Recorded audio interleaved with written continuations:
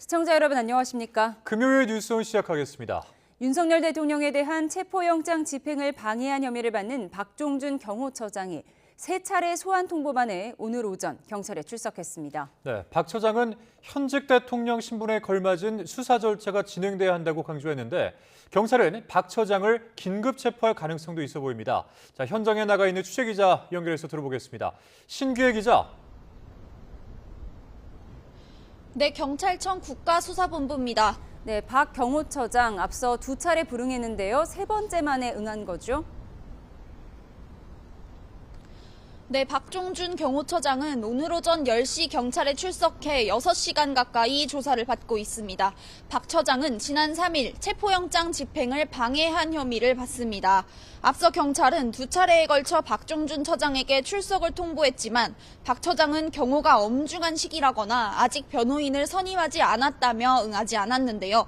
경찰은 박 처장이 3차 소환에도 응하지 않으면 체포영장을 신청하는 방안도 검토해왔습니다. 경찰은 소환 통보에 한 차례 불응한 이광우 경호본부장에 대해서도 오늘 2시까지 출석하라고 요구했는데 이 본부장은 출석하지 않았습니다. 네, 박 처장은 윤 대통령에 대한 체포영장 집행이 잘못됐다 이런 입장인 거죠? 네, 박 처장은 유혈 사태를 막기 위해 최상목 대통령 권한대행과 윤 대통령 변호인단에 체포영장 집행이 아닌 제3의 대안을 찾아달라고 요구했다고 전했는데요.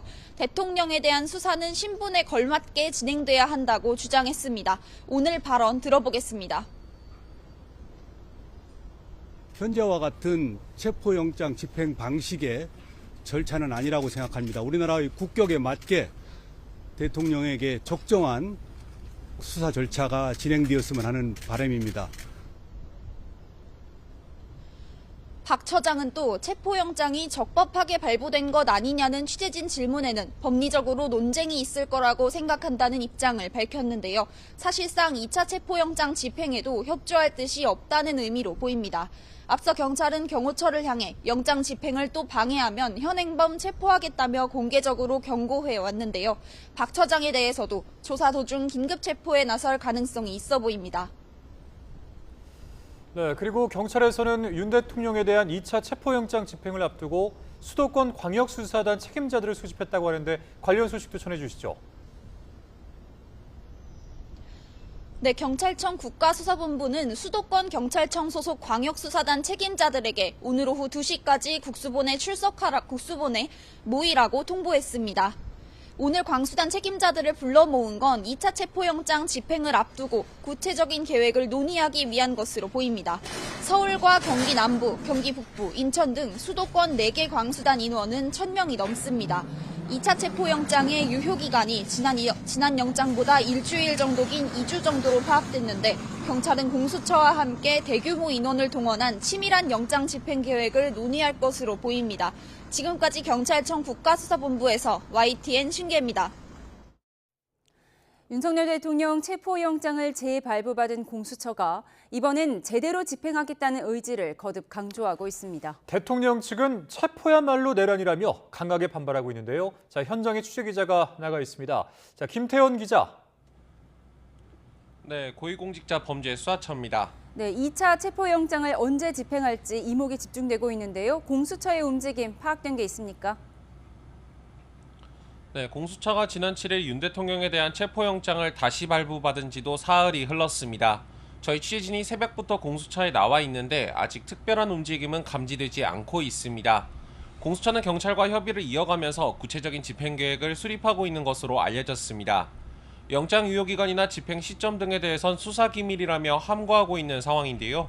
재발부받은 영장 유효기간은 이전 영장의 7일보다는 긴 것으로 보이는데 3주가량 시효를 확보했다는 이야기도 나옵니다. 집행 시점에 특히 관심이 쏠리고 있는 상황에서 섣불리 나서기보다는 신중을 기하는 모습입니다. 관저 진입 방법부터 인력이나 장비 동원 계획이 확정되면 투입 시기를 본격적으로 저울질할 것으로 관측됩니다. 결국 오동훈 공수처장과 국수본 지휘부 결단에 달린 문제인 만큼 영장을 집행하는 구체적인 시점은 여전히 유동적이라는 분석입니다. 공수처에서는 거듭 강한 체포 의지를 밝히고 있는 거죠? 네, 오동훈 공수처장 어제 국회 대정부 질문에 출석해 대통령을 내란 우두머리 혐의 피의자로 지목했습니다. 그러면서 체포영장 집행에 성실히 임하고자 한다고 강조했는데요. 경호처 등이 집행을 저지하는 것 자체가 도주에 염려를 낳고 있다며 경고하기도 했습니다. 또 국회의원이라도 집행을 막아선다면 공무집행 방해 혐의로 체포할 수 있고 대통령 경호처도 영장 집행에 저항할 근거나 명분이 없다는 점을 분명히 했습니다. 네, 이번에는 윤 대통령 측 입장도 전해주시죠. 네, 윤 대통령 측은 오늘도 입장문을 내고 공조본이 대통령을 체포해 헌정 질서를 무너뜨리려고 한다며 진정한 내란 행위라고 주장했습니다. 박종준 대통령 경호처장이 경찰에 출석해 조사받고 있는 것과도 관련해서도 입장을 밝혔는데요. 대통령 경호를 무력화하는 시도라면서 불법적인 출석 요구를 중단하라고 촉구했습니다. 또 윤 대통령 측은 영장을 강경하게 집행한다면 자칫 내전으로 이어질 우려가 있다는 표현까지 썼는데요. 영장 재집행이 임박했다는 관측이 나오면서 명분 확보를 위한 양측 기싸움이 가열되고 있는 모습입니다. 지금까지 고위공직자범죄수사처에서 YTN 김태원입니다. 윤 대통령에 대한 2차 체포영장 집행 시기에 관심이 쏠리는 가운데 추운 날씨에도 대통령 관저 인근에는 탄핵 찬반 집회가 이어지고 있습니다. 현장에 취재기자 나가 있습니다. 윤태인 기자. 네, 서울 한남동 대통령 관저 앞입니다. 네, 오늘 올겨울 최강 한파가 불어닥쳤는데요. 관저 앞 집회 상황 어떻습니까? 네, 하얀 입김은 물론 온몸이 움츠러들 정도로 날씨가 춥습니다. 하지만 탄핵 찬성 측과 반대 측 모두 집회가 끝날 기미가 보이지 않고 있습니다. 저희 취재진이 새벽부터 관저 앞에 나와서 상황을 살펴보고 있었는데요. 맹추위 탓에 간밤에는 자리를 지키는 사람들이 많이 없었지만 날이 밝으면서 인파가 늘었습니다. 영하권 날씨에 참가자들은 두툼한 외투와 은박 담요를 걸치고 추위를 버티고 있습니다. 제 뒤로 200m 정도 떨어진 도로에 윤 대통령 지지자들의 탄핵 반대 집회 무대가 설치되어 있는데요. 이들은 탄핵 무효, 부정선거 척결 등 구호를 외치고 노래를 부르면서 윤 대통령 체포를 막아야 한다고 주장하고 있습니다. 반대로 조금 떨어진 곳에서는 탄핵 찬성단체가 오후 3시부터 본격 집회를 열고 조속하게 윤석열 대통령에 대한 체포영장을 집행하라고 목소리를 높이고 있습니다. 양측 참가자들의 대치가 연일 이어지고 있어서 이들 사이에 물리적 충돌도 우려되는 상황입니다. 네, 윤 기자도 추운 날씨에 고생이 많습니다. 오늘 관저 경계 상황은 어떻습니까? 네, 1차 영장 집행이 있었던 지난 3일에는 관저 주변으로 통행이 아예 제한됐었는데요. 지금도 경찰 가림막이 곳곳에 설치되어 있긴 합니다만 경찰이 시민 통행로를 확보하는 등 관저 주변으로 통행하는 데는 큰 문제가 없는 상황입니다. 하지만 여전히 관저의 경비 태세는 삼엄하게 유지되고 있습니다. 관저 진입로의 철문은 차량이 출입할 때를 제외하고는 굳게 닫혀 있고 철문 뒤쪽으로도 대형 버스가 차벽을 이루고 있어서 시야가 차단돼 있습니다. 경호처는 1차 영장 집행 시도 이후 경내 곳곳에 원형 철조망을 설치하고 일부 출입문에는 쇠사슬까지 둘러 체포영장 재집행에 대비하고 있습니다. 이곳에서 더 안쪽의 2차, 3차 저지선 상황까지 확인하긴 어렵지만 경호처는 이전보다 경계를 더 강화했을 것으로 예상됩니다. 지금까지 서울 한남동 대통령관저 앞에서 YTN 윤태인입니다. 정치권에서는 야권이 법안 폐기 하루 만에 재발의한 내란 특검법을 두고 공방이 벌어지고 있습니다.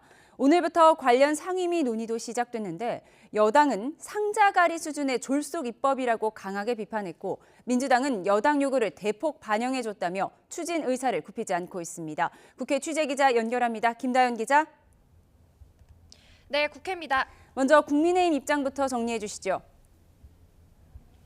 네, 오전에 국회 법사위 전체 회의가 열렸고 여기서 야권이 발의한 새 내란 특검법을 법안 심사 소위로 넘기면서 본격 처리 절차에 들어갔습니다. 이에 국민의힘은 야당의 일방적인 속도전이라며 불만을 나타내고 있습니다.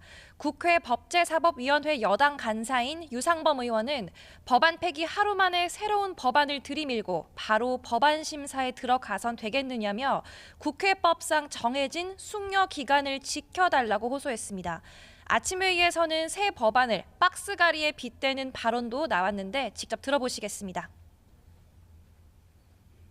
민주당은 이번 특검법이 대단한 양보라도 한 것처럼 선전하고 있지만 실상은 포장만 바꾼 박스갈이 특검법에 불과합니다.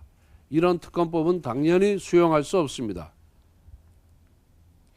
여당은 기존 법안보다 수사 대상이 더 늘어났다는 점에 주목하고 있습니다. 내란 행위를 선전선동한 것도 수사 범위에 들어가게 돼 기사에 댓글을 단 일반 국민도 수사 대상이 될 수 있다는 비판 논리를 펴고 있습니다. 또 관련 고소 고발 사건에 대한 수사 조항도 추가되면서 결국 이재명 세력이 마음에 들지 않는 사람은 전부 다 잡아들이겠다는 제왕적 특검이라고도 지적했습니다. 외환죄, 그러니까 외국과 몰래 공모해 국가 존립을 위협했다는 범죄가 추가된 것도 역시 문제 삼고 있습니다. 권영세 비상대책위원장은 북한의 도발에 대비한 여러 방어 훈련을 외환에 포함한 거라면 그 자체로 문제이고 북한을 외국으로 본다는 인식도 이론적으로 큰 문제라고 반박했습니다.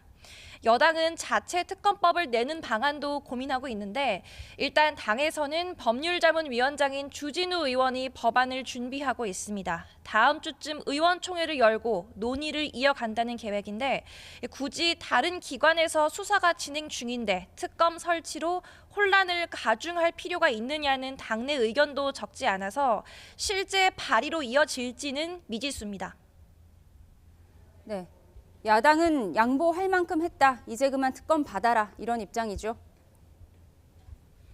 네, 여당이 요구한 대로 특별검사 후보자 추천을 정당이 아닌 제3자, 즉 대법원장에게 맡겼고 또 야당이 후보자 재추천을 요구할 수 있는 권한인 비토권도 뺐는데 뭐가 불만이냐고 반문합니다.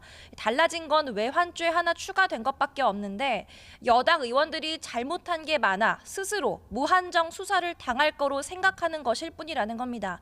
법사위에서도 반박이 이어졌는데 박범계 의원은 민주당이 이미 대폭 양보했다는 점을 강조했습니다. 정청래 법사위원장은 숙려 기간을 지켜야 한다는 여당의 주장이 아주 틀린 건 아니라고 인정하면서도 다만 지금은 온 국민이 윤 대통령이 언제 체포되나 잠을 설치는 내란성 불면증을 겪을 정도로 비상한 시기라며 하루빨리 국정을 안정시키는 게 중요하다고 말했습니다.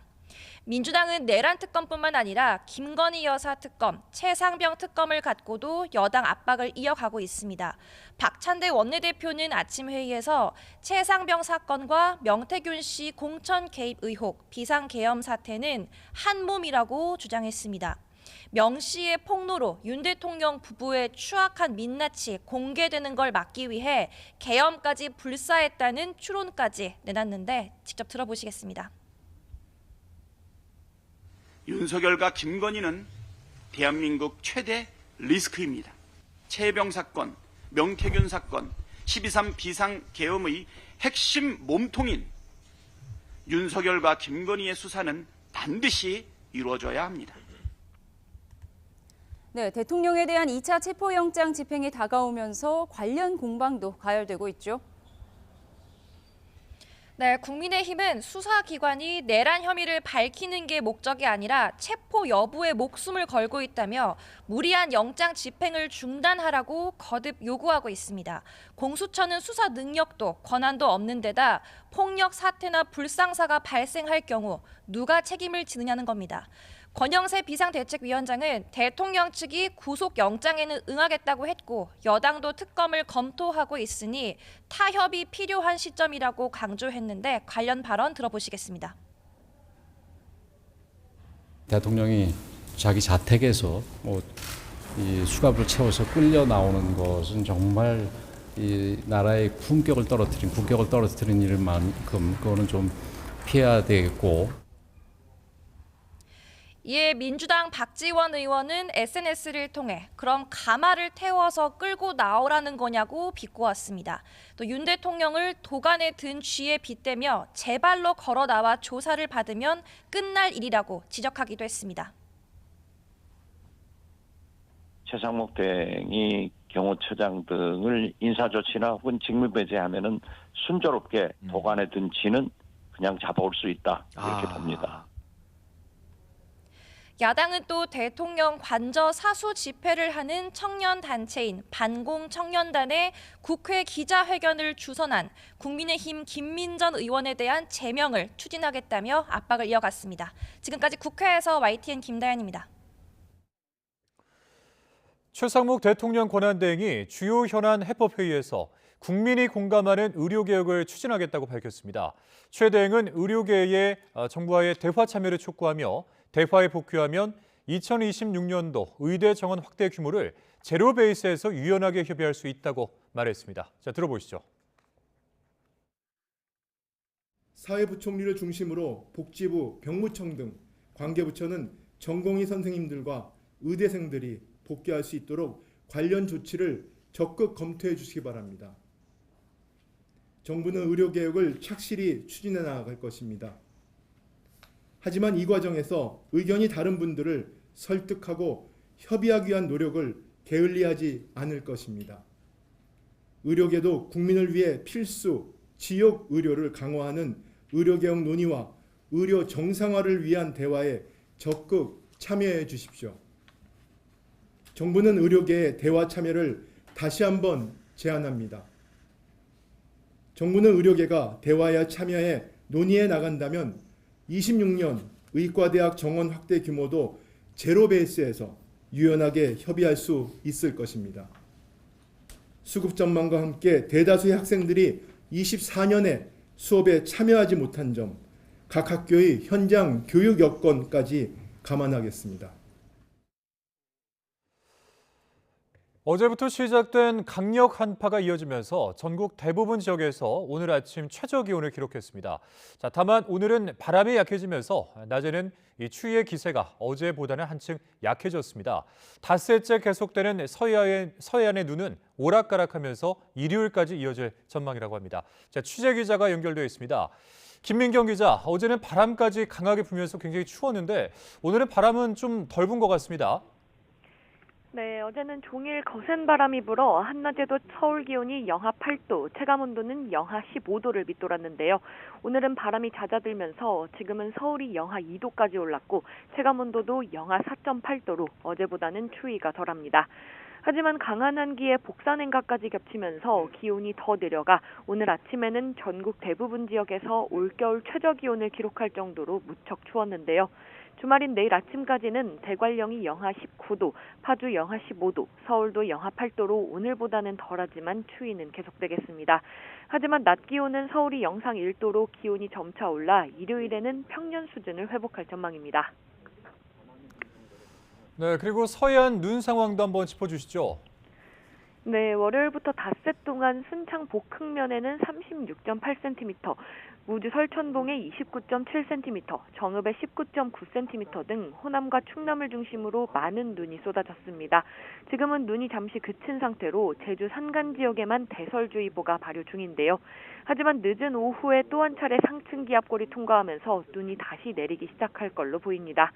지난 닷새 동안 내렸던 것보다는 눈의 강도는 약하겠지만 이번에도 강약을 반복하면서 일요일까지 이어지겠는데요. 특히 오늘 밤부터 내일 아침 사이 호남 서해안에는 시간당 1에서 3cm의 강한 눈이 집중될 가능성이 있어 주의가 필요합니다. 이미 많은 눈이 쌓인 상황에서 추가로 눈이 예보된 만큼 눈이 멈춘 낮 동안 축사나 비닐하우스 등 시설물을 점검해 미리 피해를 예방해야 합니다. 지금까지 과학기상부에서 YTN 김민경입니다. 네, 미국 서부 최대 도시 로스앤젤레스에서 동시다발로 발생한 산불이 강풍을 타고 사흘째 계속되면서 인명과 재산 피해가 계속 커지고 있습니다. 미국 역대 산불 중 최대 피해를 기록할 것이다, 이런 전망이 나오고 있는데요. 자, 국제부 연결해서 관련 소식 들어보겠습니다. 윤현수 기자 전해주시죠. 로스앤젤레스를 휩쓴 화재로 인해 지금까지 최소 10명이 숨진 것으로 확인되고 있습니다. 아직 사상자 집계 초기 단계여서 앞으로 인명피해는 더욱 늘어날 것으로 보입니다. 이번 산불로 지금까지 여의도 면적의 47배가 넘는 13,750헥타르가 불탔는데요. 거의 샌프란시스코만한 크기가 불에 탔지만 아직도 불길은 완전히 잡히지 않고 있습니다. LA 서쪽 팰리세이즈와 동쪽 이튼 지역에서 발생한 두 건의 대형 산불에 피해를 입은 주택만 10,000여 채가 넘습니다. 강한 바람으로 산불 진화에 어려움을 겪으면서 LA 카운티 전역에서 18만 명에게 대피령이 내려졌습니다. 일부 지역에는 전기와 가스 공급도 끊겼습니다. 한때 최고 시속 160km에 달했던 강풍은 밤사이 조금 잦아들었지만 다시 강풍이 예보되면서 긴장감이 커지고 있습니다. LA 소방당국은 언론 브리핑에서 강풍이 진화 작업을 어렵게 만든다며 이번 산불은 LA 역사상 가장 파괴적인 자연재해라고 밝혔습니다. 미국 최대 금융회사인 JP모건 체이스는 이번 LA 카운티의 산불로 인한 경제적 피해가 현재까지 500억 달러, 우리 돈 73조 원에 육박할 것으로 추산했습니다. 미국 산불 중 역대 최고 피해액은 2018년 북부 캘리포니아주 산불로 당시 피해액은 125억 달러, 약 18조 2,500억 원이었습니다. 네, 관련해서 미국 정부도 추가 지원책을 발표했다고요? 네, 바이든 미국 대통령은 현지 시간 9일 오후 백악관에서 LA 산불 대책 회의를 진행했습니다. 연방 정부의 복구 비용을 100% 늘릴 것이라며 향후 6개월 동안 들어가는 비용 전부를 연방 정부가 부담하겠다고 밝혔습니다. 또 소방 헬리콥터와 항공기 30대를 포함해 연방 차원의 인력과 장비를 총동원하고 캐나다에서 소방관과 소방 항공기도 추가로 확보했다고 소개했습니다. 바이든 대통령은 이번 동시다발 산불 원인에 대해 지구온난화가 심각한 영향을 미치고 있다고 진단했습니다. 앞서 바이든 대통령은 산불 피해가 확산하자 예정됐던 이탈리아 순방 계획을 취소했는데요. 해리슨 부통령도 오는 13일부터 예정됐던 임기 마지막 외국 순방 계획을 전격 취소했습니다. 자, 그런데 이 와중에 이 산불 피해 지역에서 이른바 빈집 털이까지 기승을 부리겠다고 하는데 어떤 내용입니까? 네, 로버트 루나 LA 카운티 보안관은 현지 시간 9일 언론 브리핑에서 산불 발생 이후 약탈과 절도 용의자 20명을 체포했다며 산불 위기를 틈탄 위법 행위를 절대 용납하지 않을 것이라고 밝혔습니다. 루나 보안관은 그러면서 강제 대피 명령이 내려진 지역을 배회하는 외부인은 체포 대상이 될 것이라고 경고했습니다. 일부 지역에서는 방화 의심 사례도 보고되고 있는데요. LA에 사는 유명 팟캐스터인 앤드류 후버맨은 방화 현장을 담은 동영상을 SNS 플랫폼인 X에 공개하며 산불 피해를 보지 않은 지역에서 사람들이 불을 붙이고 있다고 비난했습니다. 사흘째 이어지고 있는 동시다발 산불로 대기 오염이 심해지면서 LA 전역에는 연기주의보가 발령됐습니다. 또 일부 지역에는 식수주의보도 내려지면서 식수 사재기 현상이 일어나고 있습니다. 지금까지 국제부에서 YTN 윤현숙입니다.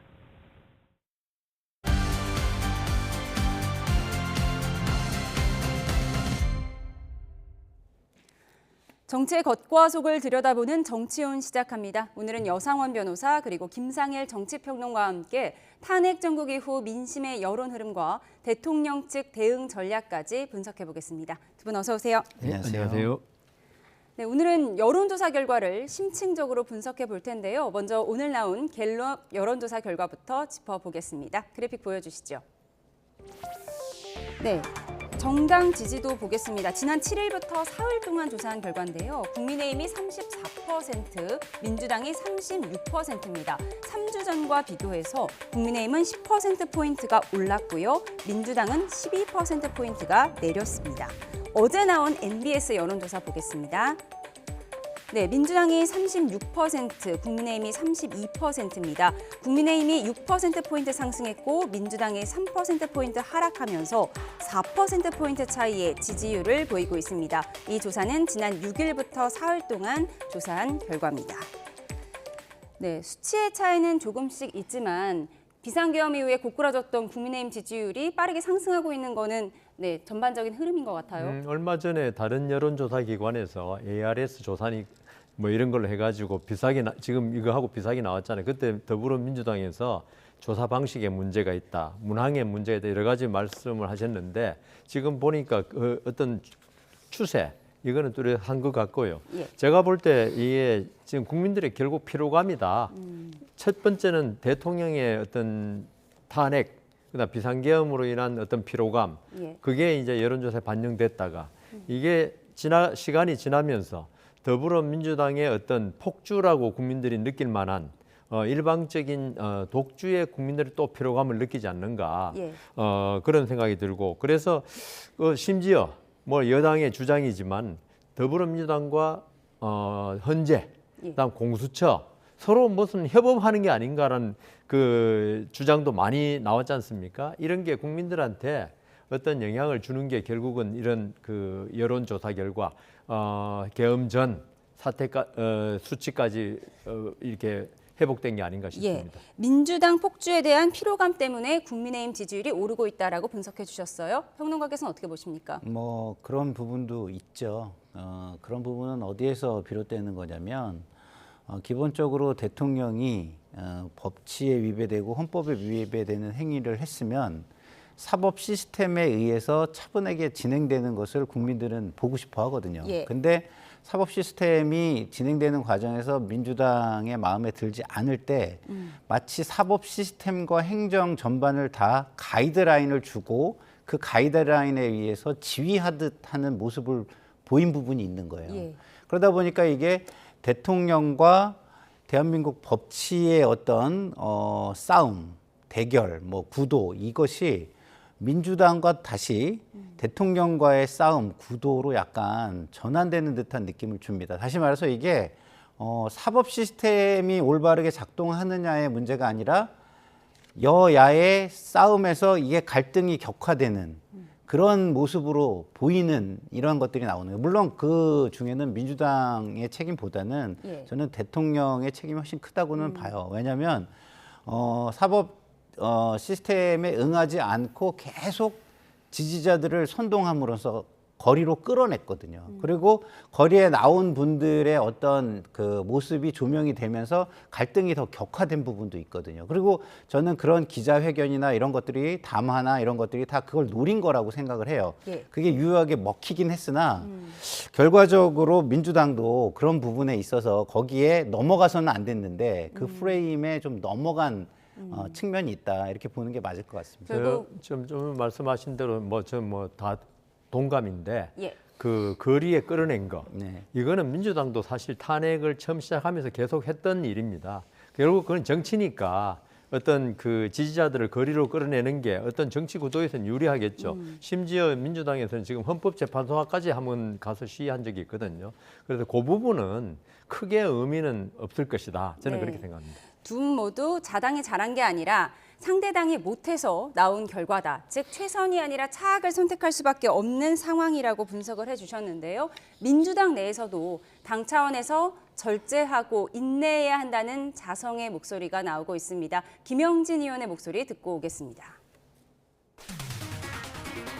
민주당도 사실은 이런 면에 있어서는 현재의 상황에 대해서 잘 분석해 나가면서 국민이 가라고 하는 방향대로 가는 게 필요하다. 탄핵의 문제, 권한대행에 대한 탄핵의 문제라는 이렇게 과도하게 나가는 것에 대해서는 절제하고 전략적 인내를 통해서 더 큰 위험으로 나가지 않게끔 관리해 나가는 그런 것도 필요한 시기다.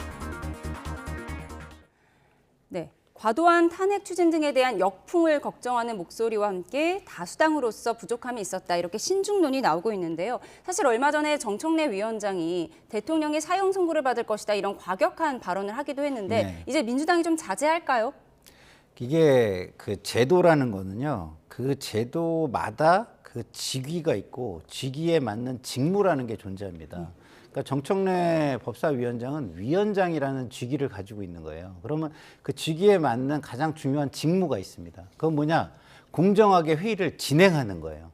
그러니까 본인이 아무리 잘났어도 거기에서 잘남을 뽐내거나 자기 잘난다는 것 때문에 자기가 생각하는 방향으로 모든 걸 끌고 가려고 하면 안 되거든요. 그러면 국민들은 거기에 반발을 하게 돼 있습니다. 제도가 안정적이지 못하다고 생각해서 불안해하게 마련입니다. 그래서 그런 부분을 민주당이 보이는 것은 지금 이렇게 중간지대에 있는 국민들이 염증을 느끼게 하고 양쪽 모두에게 염증을 느끼면 의사 표현을 안 하게 되거든요. 그럼 강성 지지층의 의견만 과대대표 되기 시작을 하고 그것만 남잖아요.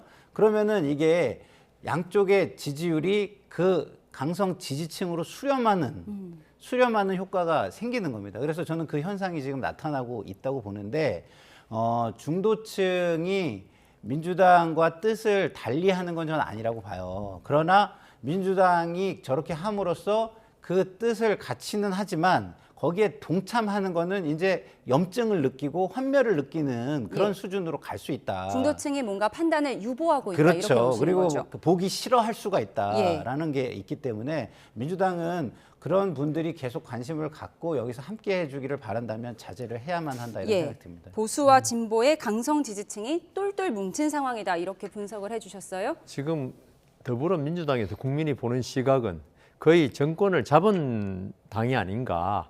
이재명 대표가 여의도 대통령을 떠나서 진짜 용산 대통령까지 이미 된 것처럼 보는 시각이 있어요. 그런 시각에서 국민들은 항상 견제 심리가 있거든요.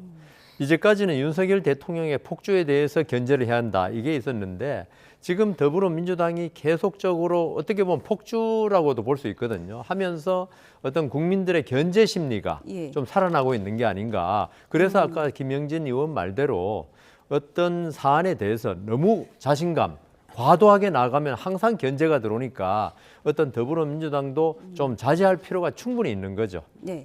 이재명 대표가 이끄는 민주당 폭주에 대한 경계 심리가 작동한 것이다 이렇게 분석을 해주셨는데요. 저희가 또 다른 조사 결과를 하나 보겠습니다. 장래 대통령감을 묻는 질문인데요. 그래픽 보여주시죠. 이재명 대표가 32%인데 2위가 김문수 장관입니다. 네, 여당 내 후보 중에서 김문수 장관이 1위를 기록했어요. 이 부분은 어떻게 봐야 할까요? 그러니까 정치적 갈등이 격화되고 있다 사회에. 이런 것을 저런 데서 단적으로 저희가 볼 수 있는 겁니다. 김문수 장관은 이제 보수 강성 지지층의 지지를 얻고 있으니까요. 상식적인 사람들에게는 절대 지지를 받지 못하기 때문에 강성 지지층도 예전에는 본인들의 전략적인 사고 그리고 중도층이 바라볼 때 본인들이 좀 창피한 일은 좀 이렇게 겸양하거나 사양하는 그런 것들이 존재했는데 지금 너무 갈등이 격화되다 보니까 상대방에게 이기는 것만이 모든 지상 과제가 되는 그런 상황이 되고 있는 거죠. 그러면 그런 싸움판에서는 중도층 국민들은 방관자로 뒤로 밀려나고 자신들의 의견 표명이나 참여 자체를 거부하게 돼 있어요. 그래서 그런 현상이 자꾸 나타나는 지지율이다. 저렇게 보면은 제가 볼 때는 김문수 후보는 확장성은 뭐 전혀 없는 사람이다라고 보여지고요. 이재명 대표도 지금 30%대에서 머무르잖아요. 그러니까 추이적으로 보면 뭐 한 40%가 나오는 데도 있지만 그 같은 여론조사의 추이를 보면 그렇게 크게 뭐 완벽하게 대통령에 당선될 정도로 치고 나가는 그런 대세를 점하는 그런 정도는 되고 있지 못한 거예요. 그렇다고 한다면은 지금 양 당은 중도층 국민들을 좀 더 의견 표명을 할 수 있는 장을 열어주는 공간을 열어주는 절제의 정치를 할 필요가 있다. 그렇지 않으면 양당 모두 제가 볼 때는 굉장히 큰 오판 속에서 어느 누구도 미래를 예측하기 어려운 상황이 될 것이다 이런 생각이 듭니다. 김문수 고용노동부 장관이 여당 후보 중에 지금 1위를 기록하고 있는 거는 보수 지지층, 강성 지지층이 뭉친 결과고 확장성은 없을 것이다라고 분석을 해주셨어요. 변호사님 어떻게 보세요? 지금 한동훈 전 대표가 6%인데 김문수 장관이 더 앞서가고 있거든요. 그렇죠. 한동훈 전 대표가 뉴스 이슈에서 사라지니까 지지율이 떨어지는 걸까요? 정치인은 언론에서 사라지면은 지지율이 떨어지게 돼 있습니다. 누구든지. 그래서 얼마 전에 목격담이 있을 정도로 그래서 그 정치인들이 어떻게 해서라도 언론의 주목을 받기를 원하죠. 한동훈 전 대표 지금 뭐 거의 지금 존재감이 사라지니까 언론에 나타나지 않음으로써 그러면서 김문수 지금 장관이 저번 국회에서 발언할 때 강성 발언 위주로 했다고요. 그게 지금 아까 우리 김상일 평론가 말씀대로 이 여권의 강성 지지자들한테 어필을 할 수 있는 거죠. 그리고 저거는 아직 그 한동훈 대표가 뭐 전 대표가 그렇지 않아도 지금 지지자 친한계가 시작 2라는 어떤 모임을 이제 발족했거든요. 그러면서 한동훈 전 대표가 어떤 대권을 향해서 나올 때 그때 봐야지. 지금은 한동훈 전 대표는 거의 지금 정치 활동이 지금 휴면 상태, 동면 상태에 들어있기 때문에 저거는 앞으로 봐야 된다고 보고 저는 한마디 그냥 여담으로 정치 지도자 선호도 저거는 좀 잘못된 게 아닌가. 앞으로 대통령 어떤 으로서의 그 지지를 말하는 거지 지도자라는 뭐 어떤 윤리적이고 어떤 비전을 제시하고 이건데 지도자로서 선호도는 좀 저는 예. 좀 마음에 안 드네요. 예, 잠시만요. 저희가 방금 들어온 소식에 있어서 속보를 먼저 전해드리겠습니다. 박종준 대통령실 경호처장 지금 소환조사 받고 있죠. 오늘 오전에 경찰 소환조사에 출석을 했는데 비서관을 통해서 최상목 대통령 권한대행에게 사직서를 제출했다는 뉴스 속보가 들어와서 먼저 전해드립니다. 네, 박종준 경호처장 대통령의 호위무사를 자처하면서 영상을 통해서 대국민 담화를 내기도 했었는데요. 오늘 오전 10시에 출석을 했고요. 3차례 소환 통보만에 경찰청 국가수사본부에 출석해 지금 계속해서 조사를 받고 있는 상황입니다. 지금 전해지고 있는 소식은 오늘 오전 소환조사에 출석하면서 비서관을 통해서 최상목 대통령 권한대행에게 사직서를 제출했다는 내용이 속보로 들어와서 전해드립니다. 앞서 경찰은 2차례에 걸쳐서 박종준 처장에게 출석을 통보했지만 박 처장은 경호가 엄중한 시기라거나 아직 변호인을 선임하지 않았다면서 응하지 않았는데요. 오늘 오전에 3차 소환에 응해서 지금까지 조사를 받고 있는 상황입니다. 그리고 박 처장, 윤 대통령에 대한 체포영장 집행이 잘못됐다는 입장을 계속해서 유지하고 있습니다. 박 처장은 유혈 사태를 막기 위해서 최상목 권한대행과 윤 대통령 변호인단에게 체포영장이 아닌 제3의 대안을 요청해왔다. 이런 내용을 밝히기도 했습니다. 네, 추가 소식은 들어오는 대로 전해드리도록 하겠습니다. 네, 박종준 경호처장이 대통령 호위무사를 자처하면서 이례적으로 영상 메시지를 내기도 했었잖아요. 지금 조사받으면서 사직서를 제출했는데 어떤 의미로 봐야 할까요? 그러니까 본인의 역할은 다 했다고 생각하고 사실 이 영장 발부 집행에 관해서 계속적으로 지금도 박종준 이제 전 처장이 되나요? 수리가 아직 안 됐으니까 처장은 그게 합법성에 의문을 계속 제기했거든요. 그러면서 이분이 제일 고심했던 게 저분도 사실 경찰 출신으로 제가 알고 있습니다. 그러면서 국가기관끼리 계속 충돌하는 모습을 보여준 거 이건 결국 국민들한테 많은 불안을 가져다 준 거 아니냐. 그러면서 자기의 할 일은 이걸로서 아마 마감하겠다. 특히 오늘 경찰에 출두했지 않습니까? 그런 뜻에서 본인이 더 이상 뭐 이 대통령을 어떤 호위하고 이런 게 한계를 느낀 것 같아요. 그러면서 그만뒀는데 앞으로 또 이 경호처장이 그만두면 최고난 대행이 또 경호처장을 임명할지 아니면 거기도 대행 체제, 차장이 있으니까 그 체제로 갈지는 한번 두고 봐야겠습니다. 네. 지금 대통령에 대한 2차 체포영장 집행이 임박한 상황인데 경호처장이 지금 자리를 비우고 조사를 받는 와중에 사직서를 제출한 상황입니다. 최상목 대행이 수리할까요? 뭐 저는 수리를 할 수밖에 없지 않을까 이런 생각이 들어요. 왜냐하면 수리를 안 한다고 해가지고 지금 저런 상황에서 박종준 처장이 무슨 일을 할 수가 있겠습니까? 그렇죠? 그러면 수리를 해줘야 어쨌든 뭐 또 의사결정 체제가 만들어지고 그 의사결정 체제에 의해서 책임감 있게 경호처가 또 움직일 수 있는 거니까 그 책임감이 뭐 엉뚱한 사람에게 갈 수 있다는 우려는 있을 수 있지만 그래도 그게 절차고 그게 제도라면 그거에 맞게 해야 예측 가능성이라는 게 발생하는 거거든요. 그 자체가 없으면 아예 예측 자체가 불가능해요. 나쁜 예측이든 좋은 예측이든. 그래서 그 근대 국가 사회에서 가장 중요한 거는 예측 가능성이거든요. 예측 가능성이 없으면 힘이 없는 일반 국민들은 살아갈 수 있는 방법이 없습니다. 힘 있는 자만 살아가는 세상이 돼버리는 거거든요.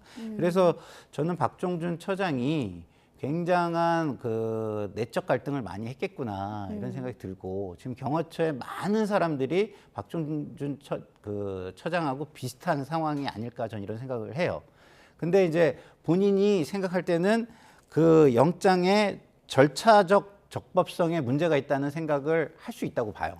뭐 저는 그런 주장을 하는 분들의 주장은 일부 따져볼 필요가 있다고 저는 생각을 합니다. 했다 이런 거 부분에 대해서 절차의 적법성을 따진다 하더라도요. 법원이 일단 어쨌든 영장을 냈으면 일단 그건 따르고 거기에서 이의 신청이나 체포 적부심이나 어쨌든 이 또 사법 체계 안에서 따지는 거지. 내 주장이 맞는 것 같기 때문에 나는 그 주장을 힘으로 내가 버티거나 힘으로 이겨가지고 상대방을 누를 거다라고 하는 건 잘못된 거예요. 그래서 처음에는 저 박 처장께서도 그런 어떤 감정이나 이런 것들이 굉장히 흥분된 상태거나 감정이 고조된 상태에서 이거 내가 억울하다 이런 생각을 했을 수 있어요. 근데 경찰 출신이다 보니까 그 영장의 어떤 법적인 어떤 위상 뭐 이런 것들을 생각을 해서 이렇게 가면은 결국에는 법적인 부담은 우리에게 훨씬 더 많이 쌓이겠구나라고 생각을 하고 오늘 출두를 하게 된 거 아닌가. 그리고 출두를 하면서 굉장히 많은 사람들의 또 비난도 있을 수 있어요. 저게 저는 행동에 대해서 그런 부분에 대해서 그냥 본인이 자신의 자리를 내놓음으로써 지금 이 상황을 터는 그런 의미가 있는 것이 아닌가 이런 생각이 듭니다. 제가 볼 때는 아까 말씀하신 대로 박종준 처장이 그 영장 집행이 적법하다. 거기 승복해서 나가는 거 아닌 것 같아요. 아까 말씀드린 대로 어떤 그 국가기관끼리의 다툼 이게 옳지 않다고 생각했을 가능성이 있습니다. 예, 잠시만요. 네, 또 방금 들어온 소식이 있어서 이 소식 먼저 짚고 가겠습니다. 의정 갈등이 해를 넘어 계속되는 가운데 이주호 교육부 장관과 조규영 보건복지부 장관이 기자회견을 열고 있습니다. 현장 보겠습니다. 의대 교육 정상화에 대해 말씀드리고자 이 자리에 섰습니다. 먼저 지난해 2월 의대 정원 학대 발표 이후 전공의 선생님들의 이탈이 장기화되면서 국민 여러분께서 걱정과 불편을 겪고 계셔서 송구스럽게 생각합니다. 특히 전공의를 비롯한 의료계에 대한 비상계엄 포고령 내용은 정부의 방침과는 전혀 다릅니다. 포고령 내용으로 상처를 받은 전공의 분들과 의료진 여러분들께 진심 어린 유감과 위로의 말씀을 드립니다.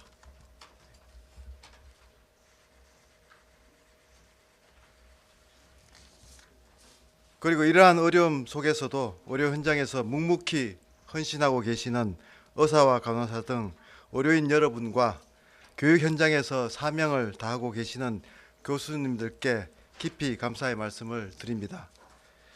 금일 사회분야 업무 보고 시 대통령 권한대행께서는 교육부와 복지부 등 관계부처에 전공의와 의대생들이 현장에 복귀할 수 있도록 하기 위한 조치를 적극 검토해 줄 것을 지시하였습니다. 뿐만 아니라 지난 1월 6일 의료계 6개 단체에서도 의료 현장의 정상화에 대한 절실한 마음을 담아 건의를 주신 바 있습니다. 이를 바탕으로 정부의 입장을 국민 여러분께 말씀드리고자 합니다. 먼저 사직한 전공의분들께서 수련에 복귀하는 경우 차질 없이 수련이 이루어지도록 조치하겠습니다. 현행 전공의 수련 규정은 사직 후 1년 내 복귀를 제한하고 있으나 전공의가 사직 전 수련한 병원과 전공 과목으로 복귀하는 경우에는 수련 특례 조치를 통해서 이러한 규정을 적용하지 않도록 하겠습니다. 이와 함께 사직한 의무사관 후보생이 수련에 복귀하면 수련을 마친 후 의무장교 등으로 입영할 수 있도록 최대한 조치할 예정입니다. 그리고 2025학년도 의과대학의 교육이 원활히 이루어지도록 적극 지원하겠습니다.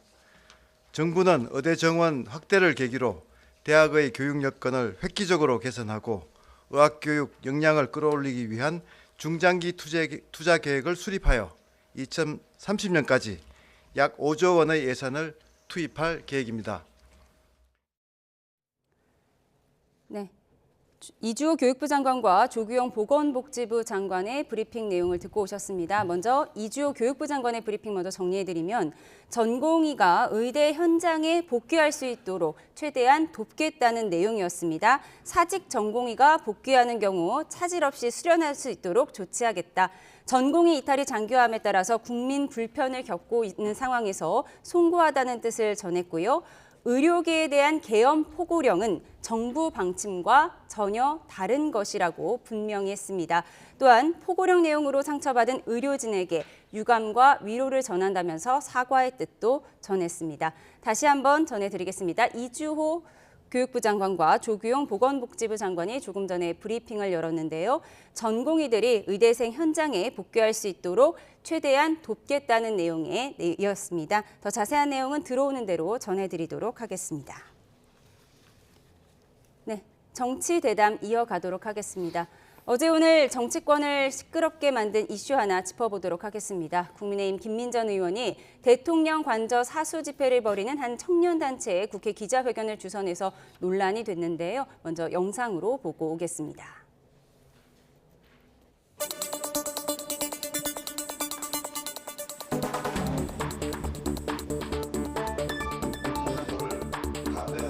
졸속 탄핵 절차에 대해 깊은 우려를 표하며 윤석열 대통령에 대한 무리한 체포 시도를 중단할 것을 엄중히 경고합니다.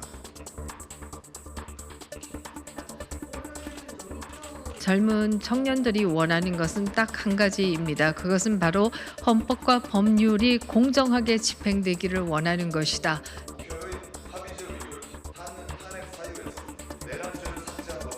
백골단은 반공청년단의 예하 조직으로 운영될 것임을 알려드립니다.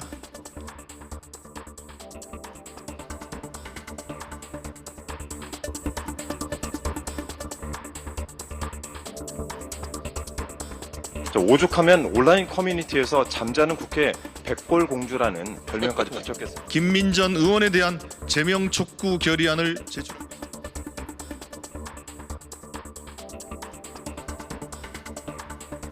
백골단의 명칭이나 실체에 대해서 불분명한 상태에서 기자회견을 주선한 것은 적절치 못했다고 생각합니다. 그와 관련해서 김민전 의원이 본인의 실수를 인정하고 사과를 했기 때문에 징계 사유에 해당하지는 않는다고 보고 있습니다. 네, 김민전 의원은 이렇게 백골단이라는 단어가 나올 줄 몰랐다는 입장인 것 같아요. 그렇다면 정치적 실수였을까요? 아니면 보수층 결집을 위한 계산이었을까요? 글쎄요, 일단은 보수층 결집을 위한 계산으로 저것을 했겠죠. 했는데 내용을 전부 다 알지 못했는데 그 내용에 본인도 깜짝 놀랐을 수 있다고 이 생각합니다. 단어가 들어갈 줄은 몰랐다. 예. 그랬든 저랬든 결과에 대한 책임은 본인이 져야 하는 것이죠. 그게 그렇기 때문에 저 권력과 권한과 그런 걸 가지고 있는 거거든요. 그렇기 때문에 또 권력과 권한에 맞게 신중하게 책임 있는 행동을 해야 하는 거거든요. 근데 지금 김민전 의원이 얘기를 하잖아요. 저 청년들이 원하는 게 공정과 적법 이런 거다. 근데 우리 근대 국가에서 대한민국 민주국가, 법치국가에서 공정과 적법의 마지막 결정을 할 수 있는 데가 도대체 어디입니까? 김민전 의원은 정치학자고 그다음에 교수고 전문가예요. 어느 정도 법적 지식을 다 가지고 있습니다. 아무리 주장들이 일리가 있어도 결국 근대 국가에서 최종적인 공정함과 적법함은 사법부에서 결정을 하는 거예요. 옳든 틀리든 지금 당장 틀렸어도 그거를 다시 판례를 바꾸든 법을 바꾸든 해가지고 조정하는 것이지 지금 상황에서 사법부의 결정을 거부하면서 본인들이 공정을 얘기하고 적법을 얘기한다면 그거는 국가를 넘어서서 그 국가 위에 힘이 있다는 거를 지금 말하는 것뿐이 안 되는 거거든요. 그렇기 때문에 김민전 의원은 저렇게 한번 SNS를 통해 가지고 사과하는 것 정도로 끝날 일이 아니고 저 정도의 어떤 법치나 어떤 지금의 제도에 대한 훼손, 권위의 훼손, 신뢰의 훼손을 가져올 만한 일을 벌였으면 충분한 사과를 먼저 해야 돼요. 충분한 사과. 내 실수가 있었다. 그리고 또 앞으로는 이게 실수라는 걸 충분히 해명했으면 이런 일이 없도록 하겠다라는 재발 방지에 대한 의지도 분명하게 표명을 해야 됩니다. 그리고 당은 어느 정도 이 문제가 국민에게 준 트라우마나 정신적 상처가 있기 때문에 공당으로서 일정 정도의 경고 정도는, 엄중 경고 정도는 하는 게 맞는 거 아닌가, 저는 이런 생각이 듭니다. 방금 들어온 소식이 있어서 속보를 먼저 전해드리도록 하겠습니다. 최상목 권한대행이 대통령 체포영장 집행 관련 메시지를 내는데요. 내용은 체포영장을 놓고 공수처와 경호처 간의 극한 대립이 이어지고 있는 상황이다. 그래서 정부는 해법을 고심하고 있는데 현행법으로는 출구를 찾기가 어렵다는 내용을 밝혔습니다.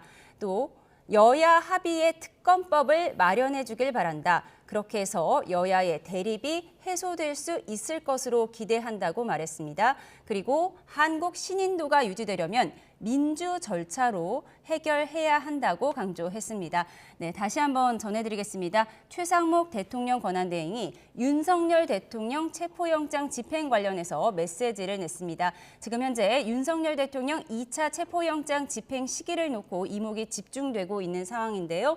최상목 대통령 권한대행이 체포영장을 놓고 공수처와 경호처가 극한 대립을 겪고 있는 상황인데 정부가 해법을 고심하고 있지만 현행법으로는 출구를 찾기 어려운 상황이라고 말했습니다. 그러면서 여야 합의의 특검법을 마련해 주길 바란다. 내란 특검법을 말하는 것 같죠. 어제 민주당 주도로 수정된 내란 특검법이 재발의된 상황입니다.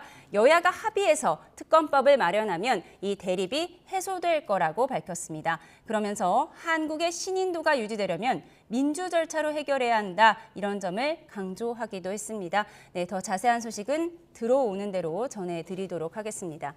네. 이 소식을 잠깐 짚고 넘어가야 할 것 같은데요. 최상목 권한대행이 현행법으로는 해법을 찾기가 어렵다라고 얘기를 했어요. 아무래도 체포영장 집행을 놓고 공수처와 경호처가 지금 출구 없는 평행선 대립을 이어가고 있으니까 이런 얘기를 한 것 같은데요. 그렇습니다. 이게 지금 뭐 많은 분들이 이 부분에 대해서 공수처가 과연 내란죄 수사권이 있느냐 거기에 대해서 의문을 제기하면서 대통령 측은 그게 수사권이 없다.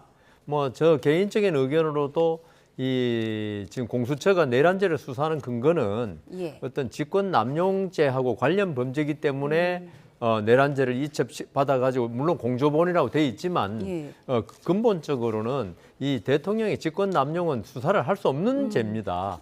왜냐하면 현직 대통령에 대해서는 외환 내란 외에는 수사를 할 수 없기 때문에 그럼 수사할 수 없는 죄를 갖다 놓고 내란죄를 가져와라. 이거는 조금 어떻게 보면 여권이 항상 이야기하는 꼬리가 몸통을 흔든다. 그렇다면 이게 이 내란죄 수사권이 있느냐 없느냐가 이 영장 발부의 전체적인 이 전제를 흔들어 버리거든요. 이런 상태에서 그리고 근데 야권이나 공수처는 우리 수사권이 있고 적법하게 발부받은 거 아니냐. 지금 여권에서는 그게 중앙법원에서 뭐 지금 일단 기각된 거 아니냐는 의혹까지 제기하고 있는 마당에 그래서 이게 어떤 법률적으로 지금 해결이 안 되고 아까 우리 박종준 처장 이야기도 했지만 이게 지금 출구가 없는 문제가 돼버렸어요. 서로 간에. 그래서 형식적으로는 아까 우리 김상일 평론가 말씀대로 영장이 발부됐으면 그게 유효하고 무효하고 집행해야 한다 그러지만은 우리가 이제 하도 많이 들은 게 저항권이라는 이야기를 많이 들었는데 이제 받는 쪽에서 분명히 이거는 그 불법 무효인 영장이다. 이러면 해결이 안 되는 거죠. 그래서 이거를 제 생각에는 제 개인적인 의견이라면은 지금 헌재에다가 지금 그 권한쟁의, 그다음 효력정지 가처분 신청해놨거든요. 그게 결론이 나올 때까지 이 공수처도 집행을 좀 미루고 헌재에서 나오면은 그렇게 하든지 아니면 아까 최상목 권한대행 말대로 이게 특검으로 가버리면 모든 문제가 한꺼번에 해결되거든요. 지금 윤석열 대통령이 어디 도주할 뭐 그런 건 아니지 않습니까? 그리고 바로 지금 뭐 급히 체포해가지고 수사해야 될 지금 필요성이 왜냐하면은 김용현 전 장관에 다 지금 구속 기소돼 있는 마당에 윤석열 대통령이 체포해서 와봤자 조사해봤자 부인으로 묵비권으로 일관할 것 같거든요. 별로 수사에 필요성도 없어요. 그러니까 아까 여권에서 말하는 보여주기 위한 체포 아니냐. 제 생각에는 지금 윤석열 대통령 진술이 없어도 공수처가 물론 검찰에 이야기하겠지만 기소하려면 충분히 기소할 수 있는 상황이거든요. 그러니까 이런 문제에 관해서 대결단이 필요하고 지금 권한대행 말대로 어떤 합의가 필요한 것 같습니다. 민주당은 최상목 권한대행에게 경호처에게 요청해라. 대통령 체포영장 집행에 협조하도록 도와줘라. 이런 얘기를 계속했었거든요. 그런데 최상목 대행이 오늘 이런 입장을 낸 거예요. 정부가 해법을 고심했지만 현행법으로는 출구가 찾기가 어렵다. 그러니까 여야 합의로 특검법도 마련해달라. 그러면 대립이 해소될 거다. 어떤 의미인가요? 원론적인 의미인가요? 뭐 제3의 안 뭐 이런 식의 어떤 제안을 한 것 같아요. 지금 현황을 타개하기 위한 뭐 제3의 아이디어 뭐 이런 식의 아이디어를 낸 것 같은데 아이디어는 뭐 나쁘지 않은 것 같은데 그 전제하는 이야기는 동의하기가 좀 어렵네요. 왜냐하면 정부가 현행법상 해법을 찾기 어려울 수 있습니다. 왜냐하면 공수처법, 그다음에 경호처법 등등에 대해서 해석의 논란이 있을 수 있어요. 그건 유권 해석 수준인 겁니다. 그 수준에서는 찾기 어려울 수 있어요. 근데 두 번의 영장이 나와 있다는 것을 간과하고 한 얘기예요. 그러니까 두 번의 영장이 나와 있으면 그거는 따라야 되는 겁니다. 그게 사법 제도인 거예요. 우리나라가 가지고 있는. 그 사법제도 안 따를 거면은 국가의 형태를 유지할 수가 없는 거예요. 그리고 좀 전에 우리 변호사님은 뭐 저항권 얘기를 말씀하셨는데 그 저항권은요. 충분한 법적 조력이나 자기의 힘이 미진한 사람들에게 더 강조가 되는 겁니다. 대통령은 지금 사회 주목도나 지지 세력이나 본인의 조력 수준이나 이런 걸 볼 때 그런 얘기를 할 게 아니에요. 그건 저항권이 아닙니다. 제가 볼 때는 오히려 선동이죠, 선동. 그렇기 때문에 대통령이 지도자라면 지도자는 지도자적인 헌신이라는 게 필요한 거예요. 그 헌신을 해서 그 헌신 속에서 부활이 되면 더 큰 지도자가 되는 거거든요. 그래서 저는 심지어 민주당의 이재명 대표에게도 방송에서 여러 번 그걸 요구를 했어요. 기억하시겠지만. 근데 대통령 정도면은 지금 야당의 대표가 아무리 힘이 있다 그래도 그거에 비교할 수 없을 정도의 초우월적인 권한과 권력을 가지고 있는, 그리고 지위를 가지고 있는 분이에요. 근데 나라를 생각하지 않고 국민을 생각하지 않고 이렇게 혼란으로 몰아넣는다? 말도 안 되는 겁니다. 그리고 최상목 대행이 뭐 좋은 안을 냈기 때문에 여야가 그 안을 좀 생각해서 하면 좋겠는데 앞에 전제를 너무 명분을 찾기 어렵게 달아놔서 저거가 또 야당을 좀 자극해가지고 오히려 좋은 아이디어가 묻히지 않을까 좀 우려스럽습니다. 최상목 대행의 역할이 지금 중요해지고 있는 상황에서 최상목 권한대행이 조금 전에 여야 합의의 특검법을 마련해달라 이렇게 얘기를 했는데요. 여야 원내대표의 목소리를 듣기 전에 저희가 속보를 하나 먼저 전해드리도록 하겠습니다. 기재부가 밝힌 내용인데요. 박종준 경호처장 앞서 사직서를 제출했다는 속보를 전해드렸는데요. 박종준 대통령 경호처장이 경찰 소환조사에 맞아 사직서를 제출했고 조금 전에 권한대행이 이를 수리했다는 속보가 들어왔습니다. 기재부가 밝힌 내용 다시 한번 전해드립니다. 오늘 오전에 제출한 박종준 경호처장의 사직서를 최상목 대통령 권한대행이 조금 전에 수리했다는 속보가 들어왔으니까 사직 처리가 된 거네요. 그럼 이제 앞으로는 거기도 직무대리 체제가 이용되고 있고 결국은 2차 체포영장 집행에 영향을 줄 수밖에 없는 상황 아닌가요? 아무래도 그럴 수밖에 없겠죠. 아무리 차장이 직무대행을 한다 해도 우리 지금 뭐 최상목 대행이나 대해서 그 권한에 대해서 많은 이야기를 하지 않습니까? 논의가 있듯이 경호처도 처장이 있는 거 하고 그 처장이 사직서를 내고 갑자기 지휘 체계가 조금 이제 흔들리는 상태 아니겠습니까? 이런 상태에서 차장이 어떤 정도 뭐 또 생각해 보면 박종준 처장이 벌써 이 경찰에 출두할 때 사직할 그 의사를 가지고 했을 거예요. 그러면서 소환되면서 그렇기 때문에 하죠. 차장한테 어떤 말을 그러니까 앞으로 대책 이런 걸 이야기는 충분히 해놓고 갔겠죠. 그렇지만 이게 어떤 조직이 가보면은 우두머리하고 그 밑에 있는 분하고는 생각 같은 거, 그다음에 어떤 지휘 역량 이런 게 차이가 있을 수 있어서 과연 어떨지는 앞으로 좀 두고 봐야 될 것 같습니다. 결국 김성훈 경호처 차장이 직무대리가 되는 상황이 되었습니다. 그런데 경호처 차장도 지금 소환 조사를 기다리고 있는 상황이거든요. 그럼 지금 경호처 분위기가 어떨 걸로 보세요? 그러니까 저는 지금 박 처장이 생각하는 고민하고 똑같은 고민들을 경호처 직원들이 다 하고 있을 거라고 봐요. 왜냐하면 저분들이 다 어쨌든 간에 법을 집행하는 사람들이잖아요. 집행자들이에요. 그럼 법 공부를 평상시에 많이 하고 있었을 겁니다. 근데 법원의 영장의 권위, 법치의 권위를 흔들면서까지 자기 주장을 하는 게 맞느냐에 대한 고민이 있을 거예요. 만약에 본인들의 주장이 아무리 맞다고 하더라도 제가 계속 말씀드리지만 법 체계 안에서 그거를 이의 신청을 하거나 적부심을 하거나 아니면 상급 법원들에서 다퉈볼 수 있는 기회들이 있음에도 불구하고 현재 어느 정도 조금 힘이 그 평범한 국민보다 많다고 해서 그 힘에 의해서 버티는 것, 예. 이거는 맞지 않다는 거를, 그리고 그게 불법적 소지가 굉장히 강하다는 거를 본인이 고민할 거예요. 근데 예. 저분들이 다 공무원이잖아요. 근데 나중에 연금도 받으셔야 되고, 예. 그다음에 그 커리어를 자랑스럽게 가져가셔야 돼요. 근데 이게 만약에 불법으로 규정이 되잖아요. 그러면 연금도 사라지고 그동안 열심히 일했던 자긍심도 다 사라지는 겁니다. 예. 왜 그런 속으로 지도자들이 이분들을 몰아넣냐는 거예요. 예? 대통령 정도가 되면은 제가 볼 때는 그 법원의 그런 절차를 밟아도 자기한테 불리할 게 없어요. 하나도 없습니다.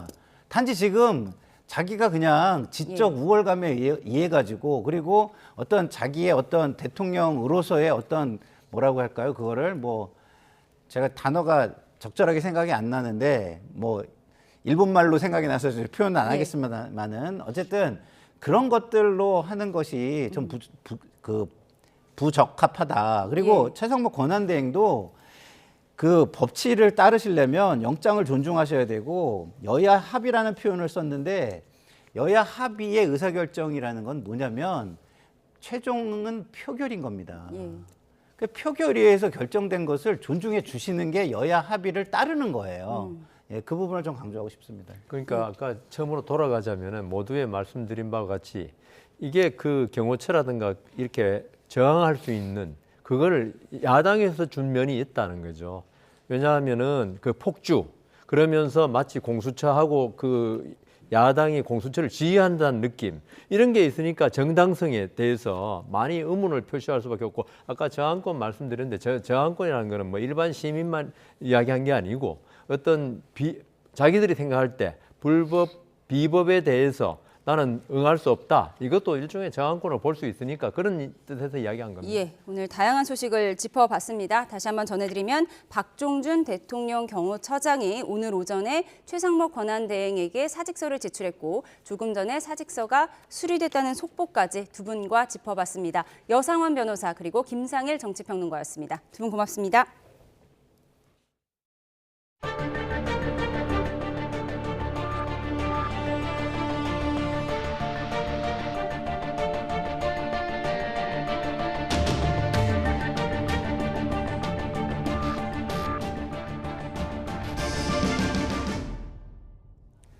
폭설과 강풍에 마비됐던 제주공항 항공기 운항이 재개됐습니다. 눈이 잘 내리지 않는 해안 지역은 폭설 때문에 교통사고와 낙상사고가 잇따랐습니다. 고재형 기자의 보도입니다. 비행기가 승객을 태우고 활주로를 힘차게 달려 하늘로 날아오릅니다. 폭설과 강풍으로 무더기 결항했던 제주공항을 이른 아침부터 항공기들이 부지런히 오가합니다. 강풍과 급변풍특보가 해제되는 등 날씨가 좋아지면서 이곳 제주공항은 항공기 운항이 재개됐습니다. 궂은 날씨로 인한 결항으로 제주에 발목 낀 만여 명을 수송하기 위해 특별기를 포함해 40여 편이 증편됐습니다. 그래도 대기자가 많다 보니 항공권 구하기는 쉽지 않습니다. 대기표를 구하려는 승객들은 이른 아침부터 공항에 나왔지만 기다림의 연속입니다. 아침 일찍 여기 와보니까 또 지금 11시 20분까지 대기를 가능하다고 그래서 지금 대기를 지금 예약해놓고 지금 기다리고 있습니다. 칠순을 맞아 가족여행 왔다가 결항으로 하루를 더 보낸 할머니는 어렵게 표를 구한 소감을 이렇게 표현했습니다. 아유, 막 짜릿하고요. 아주 그냥 그 구하는데 같이 모든 식구가 같이 봤거든요. 6식구가 그냥 그거 구입하고 나서 통쾌했어요. 제주 해안 지역은 잘 내리지 않는 눈이 쌓이면서 사고가 잇따랐습니다. 눈길에 교통사고가 30여 건 발생했고, 소방당국에는 낙상사고와 차량 고립 등 20여 건이 접수됐습니다. YTN 고재영입니다. 강추위가 기승을 부리면서 서울에서는 수도관 동파가 속출했고, 또 강원도에서는 병소주까지 얼어붙었습니다. 호남 지역에서는 강한 바람과 함께 눈발까지 날려 시민들이 불편을 겪어야 했습니다. 김기수 기자입니다. 한파 속 꽁꽁 얼어붙은 수도관 계량기 교체 작업이 한창입니다. 기온이 급격하게 떨어지면서 계량기 동파가 잇따랐는데 서울 지역 곳곳에서 신고가 접수됐습니다. 날씨가 영하권이 계속 지속이 되면 이 내부에 있는 그 물들이 얼어요. 이렇게 얼면 그 물이 얼면서 부피가 늘어나면서 요 겉에 있는 그 유리를 깨고 나오거든요. 강원도에 있는 한 주류 도매업체에선 강추위에 납품하려던 소주가 얼어붙었습니다. 상자 안에 담긴 병소주 대부분이 영하 20도에 가까운 강추위에 얼음으로 변한 겁니다.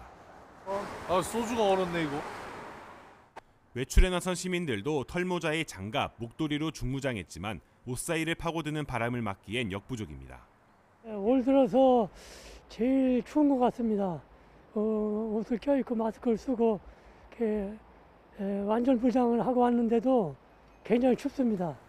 강추위에 하천변도 꽁꽁 얼었습니다. 청주 도심을 가로지르는 무심천에선 살을 내는 듯한 칼바람이 불고 있습니다. 충청권 내륙 일부 지역에선 한파 경보가 내려지기도 했는데 충북 제천과 괴산, 보은 속리산은 아침 최저기온이 영하 20도에 육박하는 매서운 추위가 기승을 부렸습니다. 폭설이 내렸던 전남 지역에선 제설 작업이 이어졌습니다. 차 위에 한가득 쌓인 눈을 연신 털어내고 골목길도 빗자루로 길을 만듭니다. 보행자들 좀 걸어다니는데 좀 어려움이 없도록 저희가 좀 제설하는데 아침에 이렇게 나와서 동참하게 됐습니다. 차츰 평년 기온을 회복하겠지만 내렸던 눈이 얼거나 도로 살얼음, 동파 사고가 발생할 수 있는 만큼 각별한 주의가 필요합니다. YTN 김기수입니다. 네, 감기와 관련된 글들을 커뮤니티에 올라온 글들을 제가 한번 이렇게 모아봤습니다. 하나씩 보면 주변에서 기침하는 사람이 한두 명 생기더니 이제는 사무실 직원 절반 가까운 사람이 감기 증상을 보인다. 이런 내용도 있고요.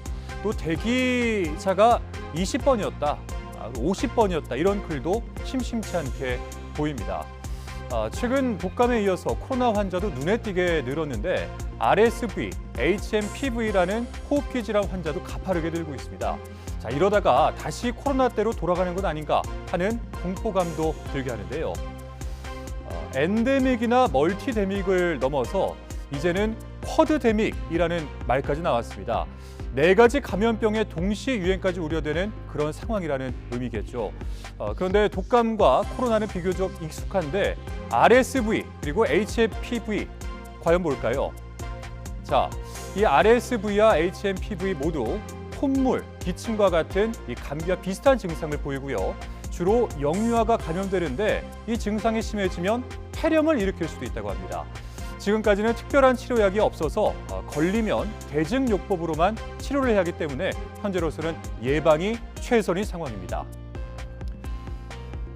질병관리청 집계 결과 현재 독감 환자는 4주 전과 비교해서 13.7%나 올랐습니다. 전문가들은 최근 유행하는 호흡기 질환의 정점은 아직 오지 않았다면서 이번 달 말 이 설 연휴가 변수가 될 수 있다고 우려하고 있습니다. 따라서 아직 맞지 않은 사람이라도 반드시 예방접종을 하는 것이 좋겠습니다. 저희가 연휴를 앞두고 있다 보니까 이러한 연휴를 한번 겪고 또 여러 사람들이 한번 모였다 헤어지고 또 많은 밀집 지역에 이제 방문하는 일이 생기게 되면 이러한 바이러스 감염은 굉장히 폭발적으로 증가할 수 있어서 이 쿼드데믹에 대한 위험성에 대해서 좀 준비를 하고 있기도 하고 늦었다고 생각하시지 말고 예방접종을 꼭 맞아주시는 것이 이러한 쿼드데믹을 막을 수 있는 아주 유용한 예방 방법 중 하나가 될 것으로 생각됩니다. 윤 대통령에 대한 2차 체포영장 집행 시기를 앞두고 추운 날씨에도 대통령 관저 근처에서는 탄핵 찬반 집회가 이어지고 있습니다. 네, 현장에 취재 기자가 나가 있습니다. 윤태인 기자. 네, 서울 한남동 대통령 관저 앞입니다. 네, 오늘 올겨울 최강 한파가 불어닥쳤다고 하는데요. 관저 앞의 집회 상황 어떻습니까? 네, 하얀 입김은 물론 온몸이 움츠러들 정도로 날씨가 춥지만 탄핵 찬성 측과 반대 측 모두 집회가 끝날 기미는 보이지 않습니다. 새벽부터 저희 취재진이 나와서 상황을 살펴보고 있었는데요. 맹추위 탓에 간밤에는 자리를 지킨 사람들은 많진 않았지만 오후 들어서는 집회 참석 인원은 물론 통행하는 사람들도 눈에 띄게 늘었습니다. 영하권 날씨에도 참가자들은 두툼한 외투와 모자, 귀돌이 등 방한용품을 걸치고 추위를 버티고 있습니다. 제 뒤로 200m 정도 떨어진 도로에는 윤 대통령 지지자들의 탄핵 반대 집회 무대가 설치돼 있는데요. 이들은 탄핵 무효, 부정선거 척결 등 구호를 외치고 노래를 부르면서 윤 대통령 체포를 막아야 한다고 주장하고 있습니다. 반대로 조금 떨어진 곳에서는 탄핵 찬성단체가 본격 집회를 열고 조속하게 윤석열 대통령에 대한 체포영장을 집행하라고 목소리를 높였습니다. 양측 참가자들의 대치가 연일 이어지고 있어서 이들 사이의 물리적 충돌도 우려되는 상황입니다. 네, 그리고 오늘 관저 경계 상황은 어떻습니까? 네, 1차 영장 집행이 있었던 지난 3일에는 관저 주변에 접근한 것 자체가 통제됐었는데요. 지금도 경찰 가림막이 곳곳에 설치되어 있긴 하지만 경찰이 시민 통행로를 확보하는 등 관저 주변으로 통행에는 큰 문제가 없는 상황입니다. 하지만 여전히 관저의 경비 태세는 삼엄하게 유지되고 있습니다. 관저 진입로의 철문은 차량이 출입할 때를 제외하고는 굳게 닫혀 있고 철문 뒤쪽으로도 대형 버스가 차벽을 이루고 있어서 시야가 차단돼 있습니다. 경호처는 1차 영장 집행 시도 이후 경내 곳곳에 원형 철조망을 설치하고 일부 출입문에는 쇠사슬까지 둘러 체포영장 재집행에 대비하고 있습니다. 이곳에서 더 안쪽의 2차, 3차 더디 선 상황까지 확인하긴 어렵지만 경호처는 이전보다 경계를 더 강화했을 것으로 예상됩니다. 지금까지 서울 한남동 대통령관저 앞에서 YTN 윤태인입니다. 어제 들이닥친 냉동고 한파가 오늘까지 기승을 부렸습니다. 오늘 서울 아침 기온이 올겨울 들어서 가장 낮았는데요. 다행히 낮부터는 한파의 기세가 어제보다 꺾였습니다. 주말과 휴일에는 점차 이맘때 겨울 날씨를 되찾겠는데요. 내일 서울 아침 기온이 영하 8도, 모레는 영하 5도로 오름세를 보이겠습니다. 한편 이미 많은 눈이 내린 서해안과 제주도에는 모레까지 눈비가 오락가락 이어지겠는데요. 특히 오늘 밤사이 마지막으로 강한 눈이 집중되겠습니다. 추가 피해 없도록 유의해 주셔야겠습니다. 한파의 절정은 지났다고 해도 내일 아침까지는 무척 춥겠습니다. 서울이 영하 8도, 춘천 영하 16도, 대전은 영하 9도까지 떨어지겠고요. 낮부터 심한 추위는 풀리겠습니다. 서울이 1도, 전주 2도, 대구는 4도로 대부분 지역에서 영상권을 회복하겠습니다. 날씨였습니다. 이상으로 금요일 뉴스온 마치겠습니다. 함께해 주신 여러분 고맙습니다.